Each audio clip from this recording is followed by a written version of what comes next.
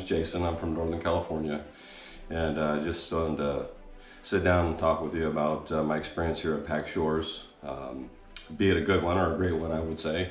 Going through the motions of sobriety and learning how to live life again has been quite a task. The journey has not stopped, and I look forward to every day. Prior to coming in here, I would say probably in the last couple of years, I really kind of felt my life falling apart.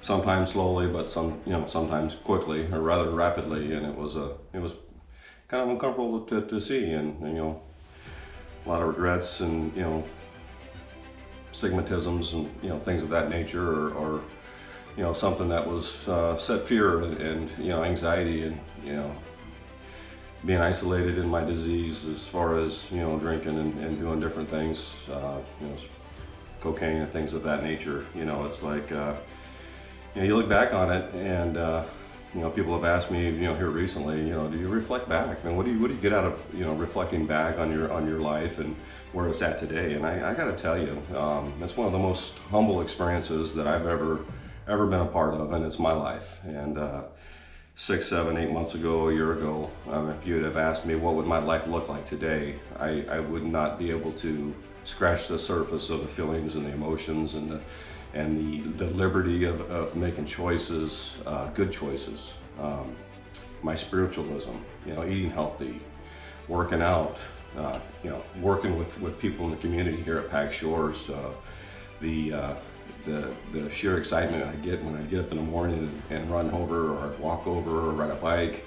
I just look forward to seeing everybody here, and just a loving, kind, compassionate, empathetic, respectful group of people that work here, that the patients here, watching them grow, seeing the light in their eyes light up, true friendship.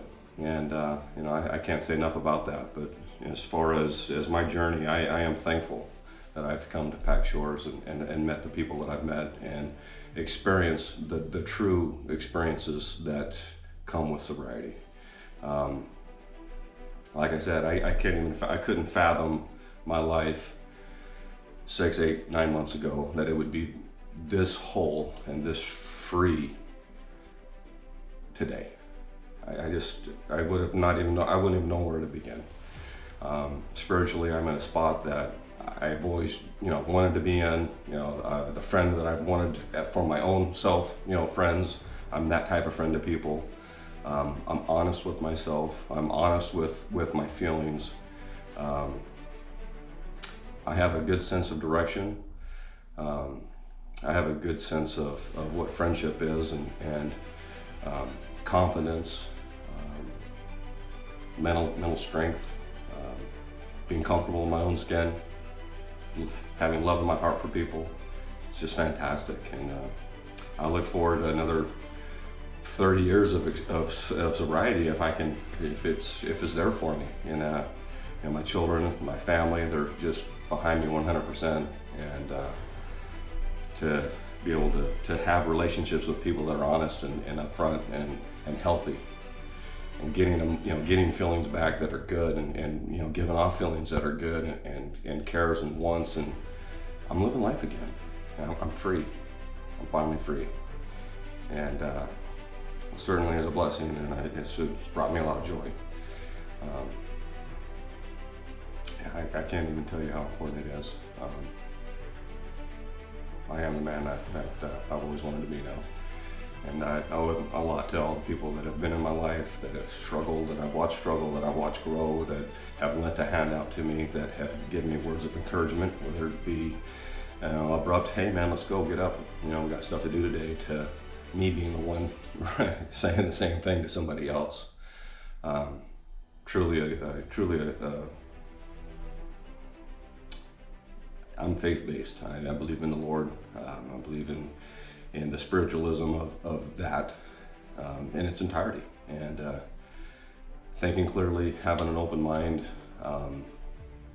clearing off my table, as I like to put it, and starting anew has been everything to me. And I owe a lot of it to a lot of the group here at Pack Shores, and some of the counselors along the way, and family, and man, I'm glad nobody ever gave up on me. It's exciting. But anyway, I'm looking forward to the rest of it. It's not impossible, but it is something that can be achieved if you're willing, and taking steps every day, whether they be little ones or big ones.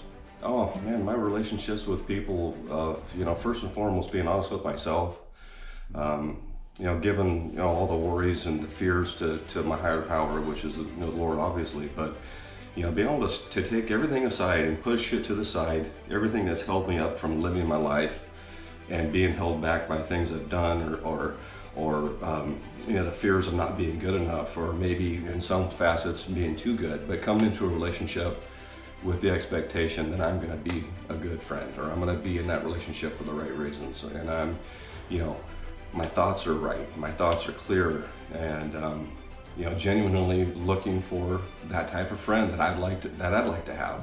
Trying to be that friend to somebody is huge.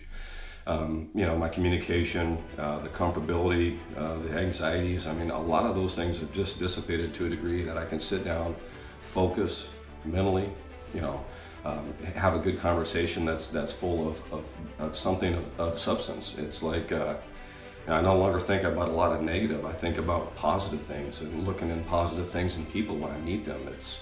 It's so amazing to have that shift inside of me that, like I said, I never thought I would have this. I wouldn't have been able to tell you what I look like. I wouldn't tell you wouldn't be able to tell you what it feels like inside. But now that I'm here, I'm so thankful for everything that's come my way. And humility, it's like humble, it's all these things that come to you. And it's almost like a slow, steady process if you're willing to put into work. If you're willing to have and accept that kindness that comes to you at first. It's a little bit uncomfortable, but you allow that to come into your life, and then all of a sudden you start giving that kindness back, and that genuine love and care.